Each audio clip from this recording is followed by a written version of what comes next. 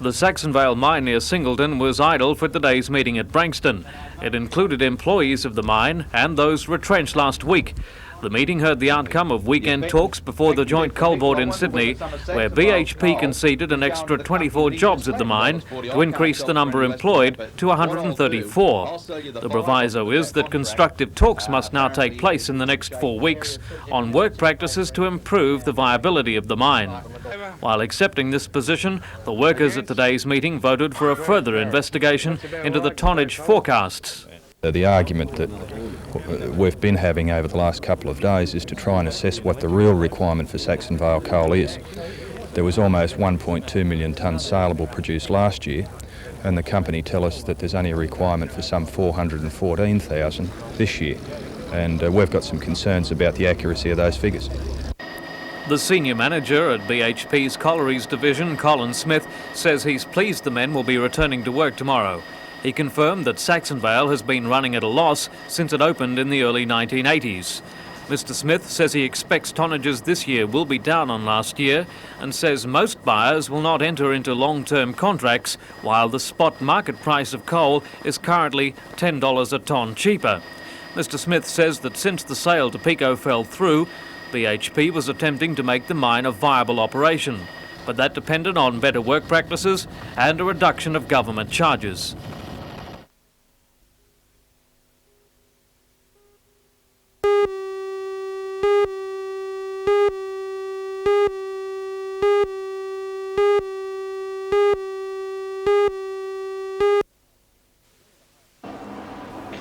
Three and a half years ago, Kevin Curran began manufacturing computer components for the lucrative Sydney electronics market at his Awabba Street premises.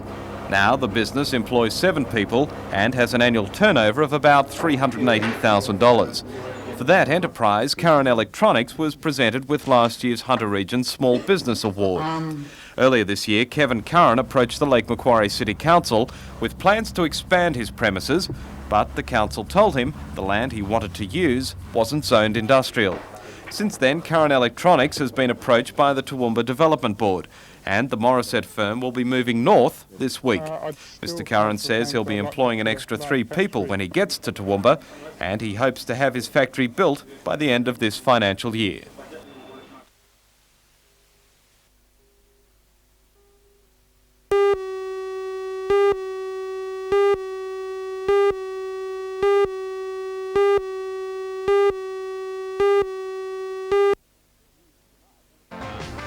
In the news tonight, a report on tandem cyclists Billy Connolly and Rob Hadley, back from the World Blind Cycling Championships in France.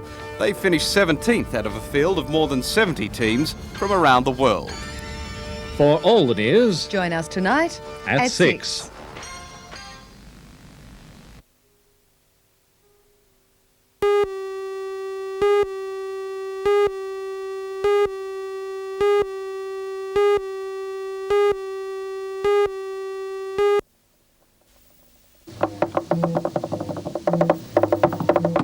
Sanguma means ghostly assassin, and according to the band members, their music has a mystical, ghostly quality. The band has been together for 10 years, and the now 9-member troupe has 7 of its original musicians. Over that time, the band has performed in America, Germany, Japan, New Zealand and Australia. So what has the reaction been to their music? I'll be surprised and interested, because it's something new to them, and it's quite... Like a friend of mine in Sydney says, you know, I came to the show and I went away still hearing that little phrase, because he doesn't hear that on the radio every day, and that's why he said it's interesting for me. Sanguma will perform at Fanny's nightclub tonight.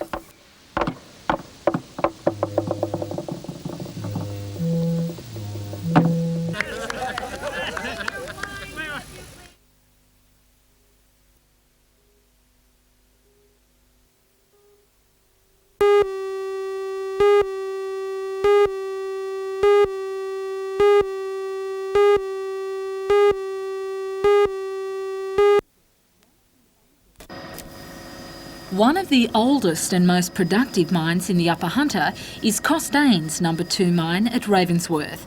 Over the years, millions of tonnes of coal have been dug out by its 2 draglines. But now the company has decided to link the 2 lines by blasting the 4 million tonnes of rock that divides them. Well, this will be the largest overburden blast in the Hunter Valley. It comprises some 1.6 million cubic metres of rock, or some 4 million tonnes of rock that will be blasted this afternoon, and that's overlying some 1 million tonnes, which we'll extract later. So, using 420 tonnes of explosives and 7 kilometres of surface detonating cord, the 850-metre section of wall was given an unforgettable send-off. 4, 3, 2, 1, fire!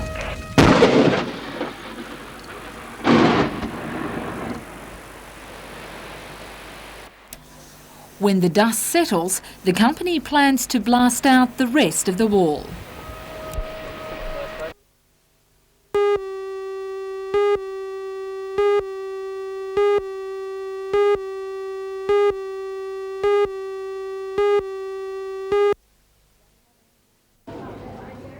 Today, volunteers kept the kitchens going as yet another strike hit the Royal. The 200 HNREA members stopped work yesterday to protest about the appointment of a contract worker from William Lyon Hospital getting a job over a permanent casual at the Royal. The union wants the procedures for promotions changed, but it says its main priority is the modernisation of the kitchens. Branch Secretary of the HNREA, Bill Chapman, says if the kitchens were improved, then morale would increase and strikes would become less likely. He says the despair by many workers forced the union to take strike action without going through the correct industrial dispute procedures. Well, we feel that we have exhausted all avenues. The member in question that did miss out on the job, she went through 12 weeks of trauma when we did dispute it before through the right procedures. But we feel now the only alternative is to take industrial action. Chief Executive Officer at the Royal, Dr Owen James, says while the kitchens are a concern, the employees' priorities should lie with the patients. The major feature I think that we should look to is a reorientation of all the contributors to healthcare in the Greater Newcastle area, because that's our responsibility, towards patient care and not career structures, financial considerations being paramount.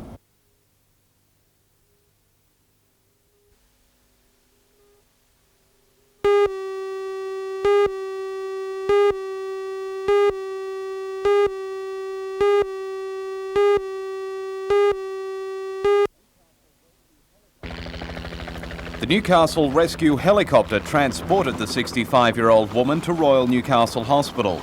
Although details of the accident are sketchy, it's believed the woman was burned by a fire, probably caused by an explosion in a caravan at the Cams Wharf Park, south of Swansea.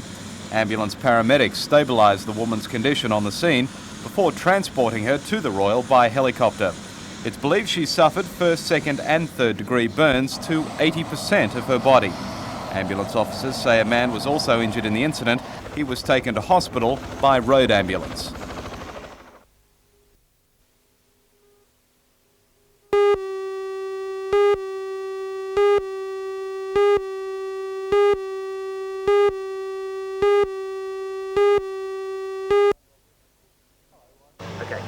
Hello, I'm Ross Hampton. Tomorrow night, more than $250,000 worth of exotic cars will be the dinner guests for the New Lambton Line's Concours Elegance. In tonight's news, we'll preview the event. For all the news, join us tonight at 6.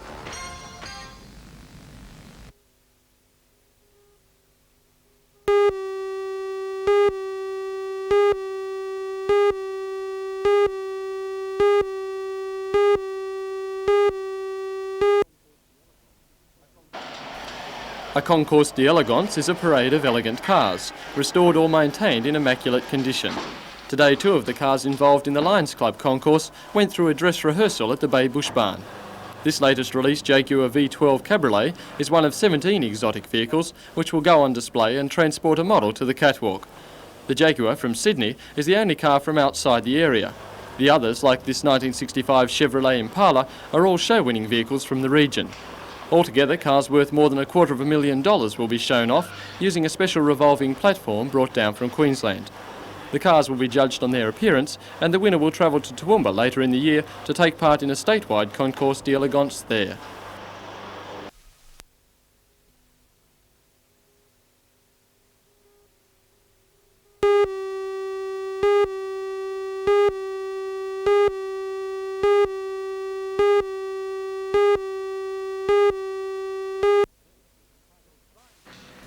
Mr Klein's address was entitled Accountability and Change, Nonsense or Necessity, a subject he was well qualified for.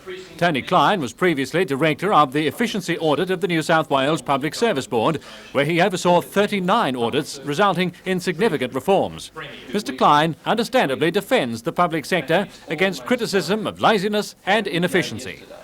The public sector is an extremely accountable organisation, does it well, far more accountable than the private sector, is accountable to the Parliament, to the government of the day and to the Public Accounts Committee. There's no doubt in my mind that the public sector in many instances, in fact in most instances, is far more efficient than the private sector even dares to be or dares to attempt to be. Well, you're here today to talk about management. Just what, in your eyes, is good management?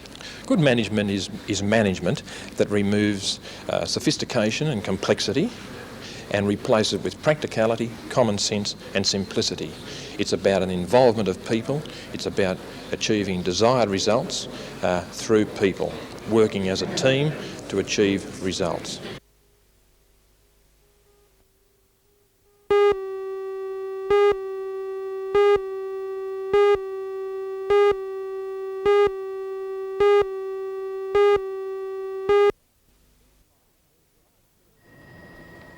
The steam line is the last commercial coal-powered railway left in Australia and is scheduled to blow its last smoke and chug its last chug at the end of next month.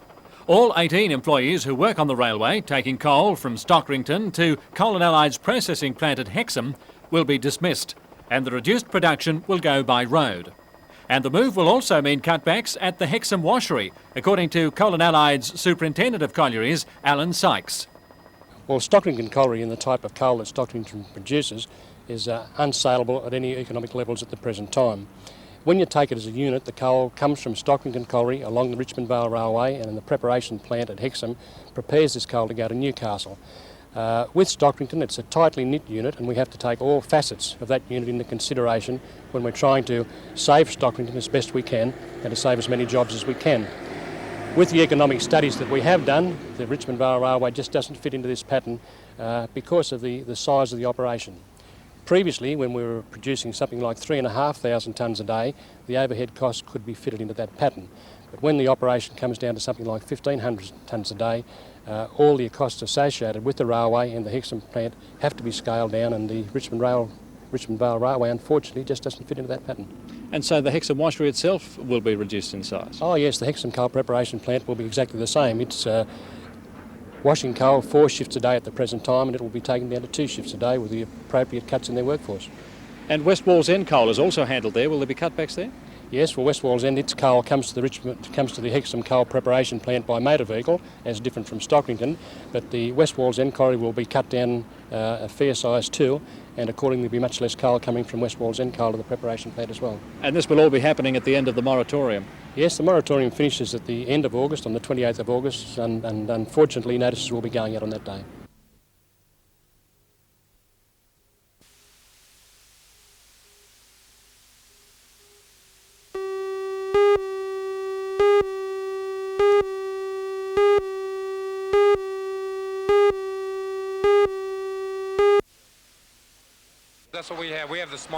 The NBL champions led right from the start, going to an early 11-point lead at quarter time. It wasn't a case of Adelaide being outstanding. They kept their head, while the Falcons once again failed in their shooting and rebounding. Adelaide's win keeps them at the top of the NBL table, with 15 wins from 18 games. For the 36ers, forward Mark Davis showed why he is regarded as the best player in the competition. He scored 30 points and 27 rebounds. Al Green also scored 30 points. Top scorers for Newcastle were Wayne McDaniel with 32 and Jerry Everett 21. An interested spectator last night was Sydney Supersonics coach and former 36ers coach Ken Cole. He's tipped to take over as coach of the Newcastle Falcons next year. The Falcons' next match is against bottom side Melbourne next Friday night at the Broadmeadow Stadium. Good hustle by Sean Dennis there. He went in amongst the big boys and he...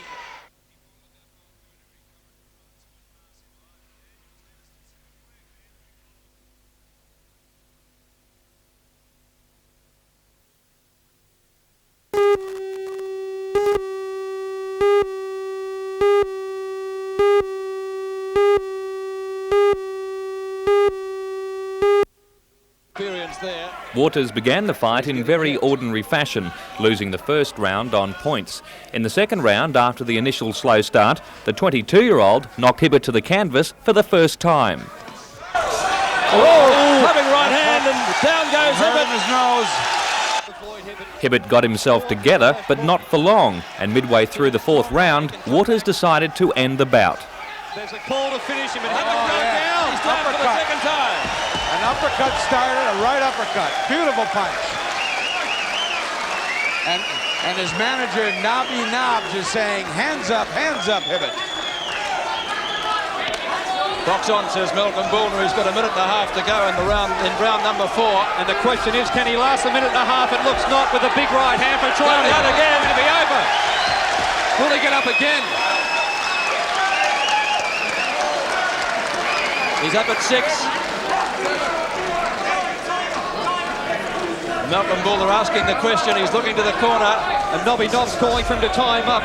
Nobbs knows he's in trouble. He's got to survive this round. One more knockdown. That's it. That's over. 3 knockdown. Roy Waters has got.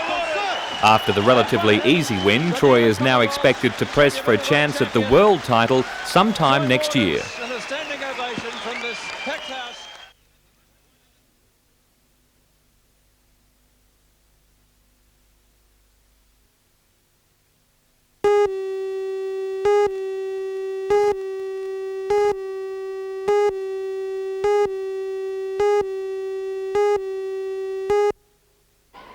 The fun run was over a distance of 12.7 kilometres, starting and finishing at the International Sports Centre. Organised by Rotary, it raised $5,000 for Rotary's Polio Plus program. First home was Jason Maxwell in 32 minutes, 36 seconds, with Claire Lavers, the first lady, home in just under 39 minutes. The shorter 4.3 kilometre run was won by 16-year-old Kevin Mackay. Meanwhile, Australia's Nicole Livingstone won her and Australia's second gold medal at the Pan-Pacific Swimming Championships in Brisbane last night. She set a new Commonwealth record in winning the 200 metres backstroke. Nicole Livingstone makes it gold medal number 2. Look at the time, 2:11.84. What a beauty, another Commonwealth record to Nicole Livingstone.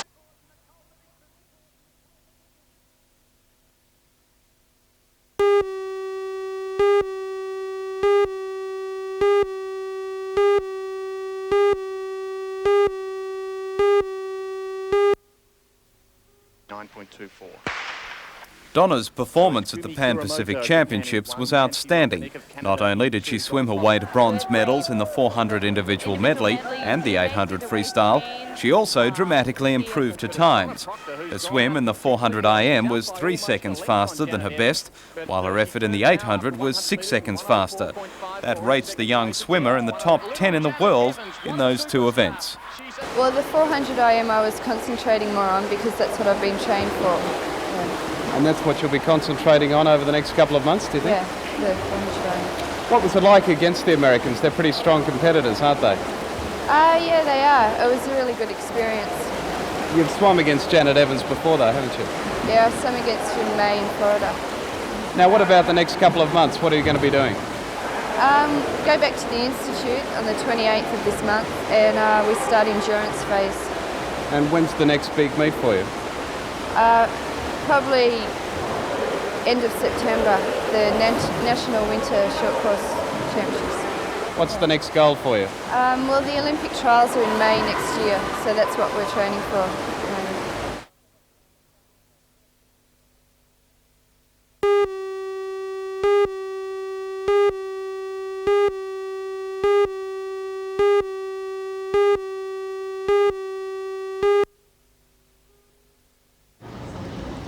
For Margaret Gumaz, last night's inspection of the mall by aldermen and council officers vindicated what she's been saying since August last year. Alderman Gumaz made the paving in the mall one of the main platforms in her election campaign. She claimed that women caught their high heels in the grooves and that the unevenness of the surface was a hazard for the elderly. The council and its officers have taken heed, and last night they inspected the mall and several different types of grouting. The officers have recommended that regrouting is the best and most cost-efficient option, and while Alderman Gumaz concedes this last point, she says the only way to eliminate the problem is to repave the entire mall. Eventually I would like to see the mall relaid with different bricks, different altogether. It was mentioned that in hindsight, if we knew what we knew now, we would certainly not have put these bricks down. Do you think that that's a possibility given the cost factor? I doubt very much. I would like to think that that would be. I really see that as the only way of solving the problem.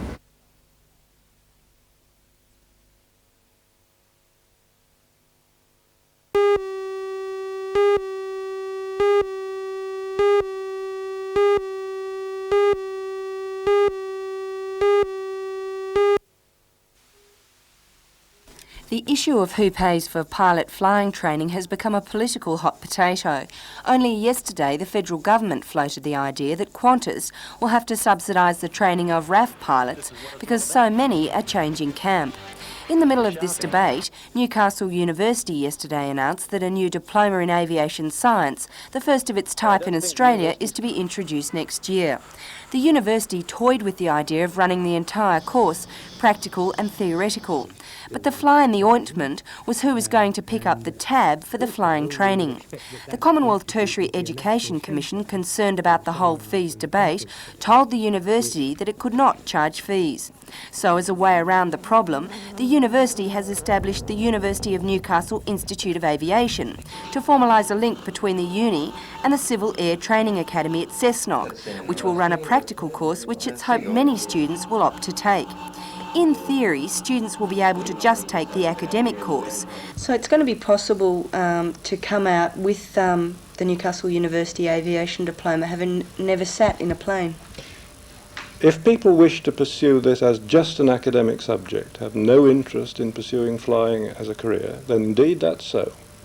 We think there may be people who want to do that. We think there may be students in the university who want to attend the aviation courses as part of their other degree programmes.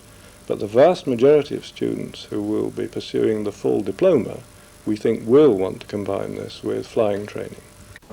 The Civil Air Training Academy believe there will be lots of benefits in the new course, including a new arm in research and development. This is the first time ever that a flying training organisation has been able to use the resources of a university, and with the courses that we can now develop, the curriculum that we're going to put together, that the end product will be a pilot that'll be trained for 1987. We haven't really changed much in flying training in the last 30 to 40 years. This is our opportunity to do it.